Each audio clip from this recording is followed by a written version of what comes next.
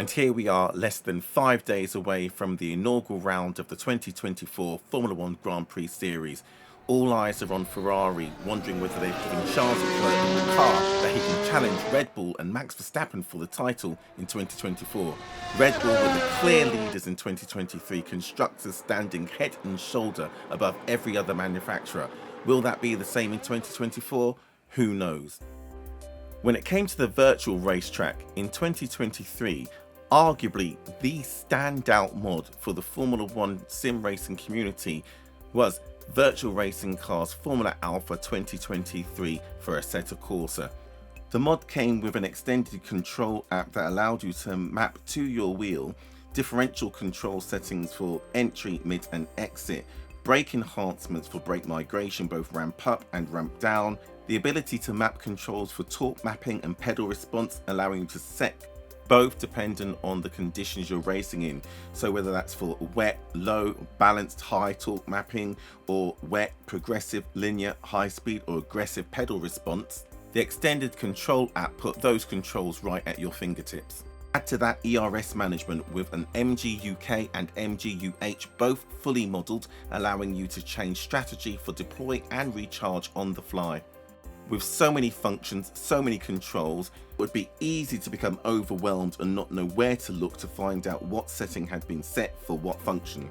But VRC have us covered there as well, with a race page, warm-up page, qualifying page, setup page and map page for your on-wheel or monocoque mounted dash.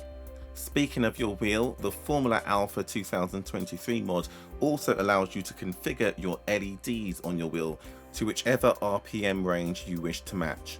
And that was all in the 2023 version 1.2 version of the mod. For version 1.3, they've updated the physics, so if you had any setups in 2023, you will have to start from scratch. They've completely reworked the tyre model, updated the suspension geometries and wheel rates and bump stops. The aero maps are more sensitive now. They've reviewed the drag levels for the different aero kits, low, medium and high. They've reworked the internal combustion engine torque curve. They've updated the torque maps, lowered braking torque to match the current engine braking MG UK coast torque levels, and they've updated the gear ratios. For the model, they have re-added the windshield, so now the driver will have the serrated windshield on the monocoque just above the driver's wheel. Unlike the version 1.2 mod, version 1.3 comes in 2 downloads, the mod and the extended control app in a separate download. For the extended controls, they have changed the fix where there was an issue with the car shutting down if you held the KERS overtake button excessively. They've overhauled the energy recovery system completely, so the MG UK now is limited to 120 kilowatts of power. They've also replaced the strap priority with E-Boost, which allows the MG UH to open the wastegate and make additional power available via the turbo. However, the internal combustion engine and higher energy drain will drain the battery store more. Deployment splits are now defined by minimum and maximum speed thresholds, so you can set a minimum speed before power is deployed and a maximum speed where power deploy will cease.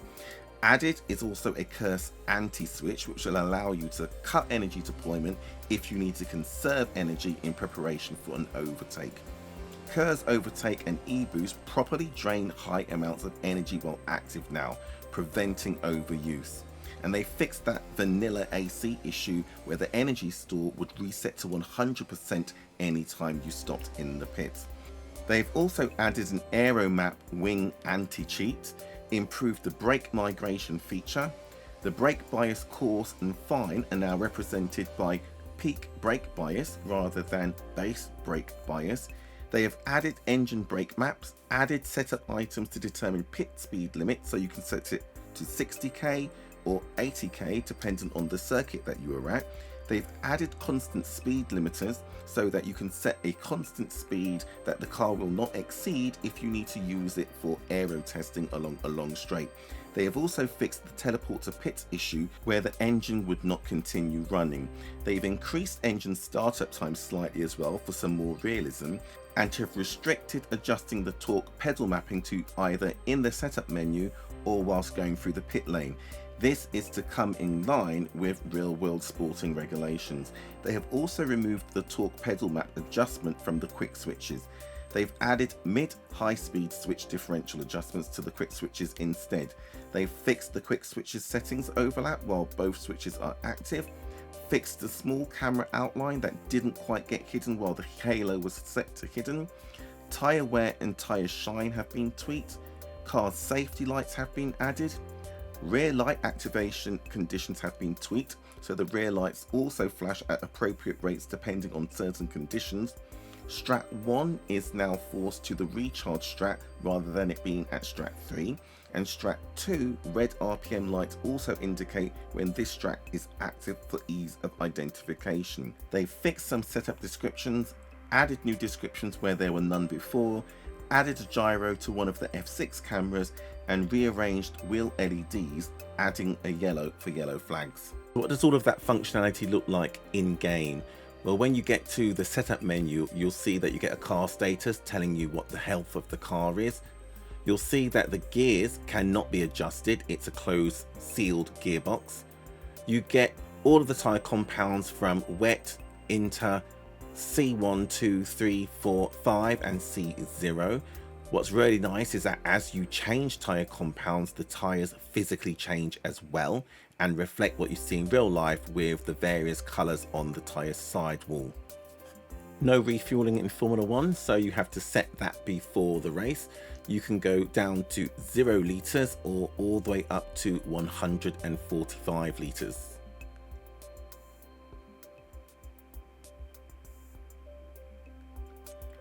Electronics, that's where you can change from your strat 1 through to strat 8. You can set that in the pits or obviously via the wheel on the fly.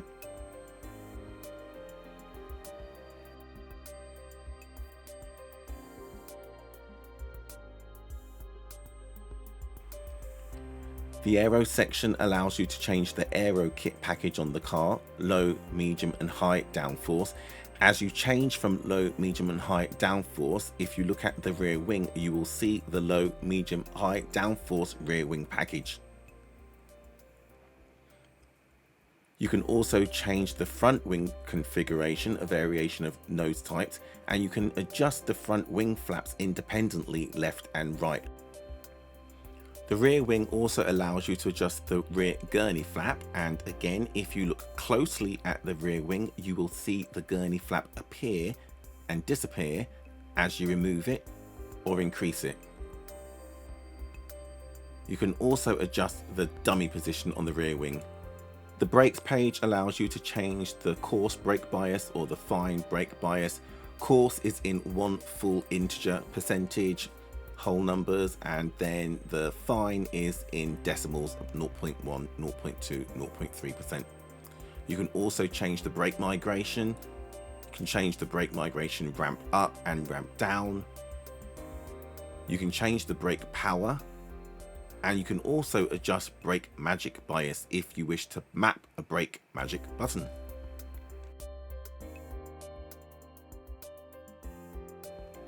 The deployment strats page is where you can get into the detail of finely tuning and configuring your various strategies for recharge and deploy.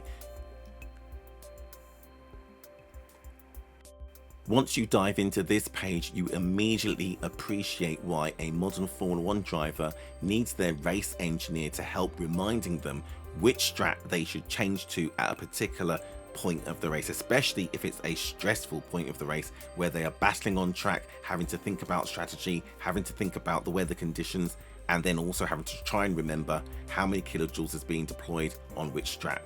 The deployment tuning page is where, for the various sectors the track is broken down into, you can set your minimum threshold and maximum thresholds for speed for deploying and ceasing of deploying.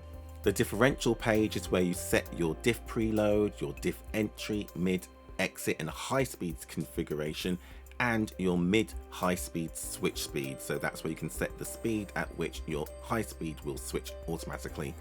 Miscellaneous page is where you can set your force feedback linearity, but also that's where you can adjust the pit speed limit and that constant speed limiter if you want to go and do aero runs and check out your telemetry with a constant speed every time.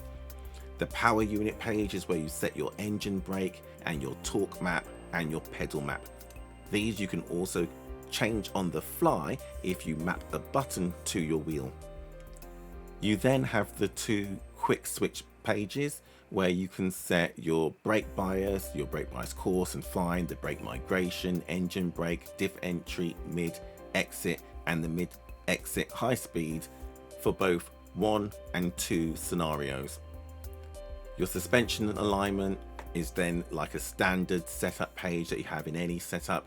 Same with your suspension for bump stops, dampers, heave springs, mainsprings.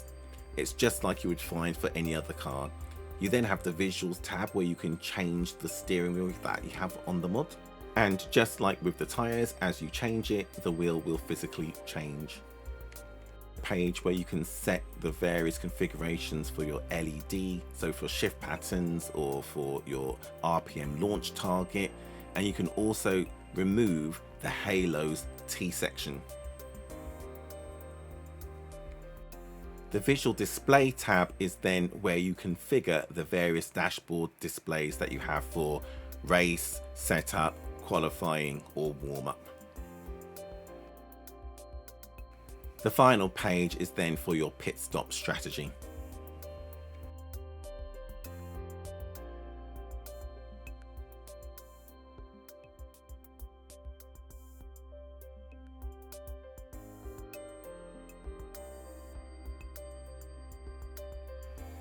To access the extended control menu and map controls to your wheel, you have to hit the drive button.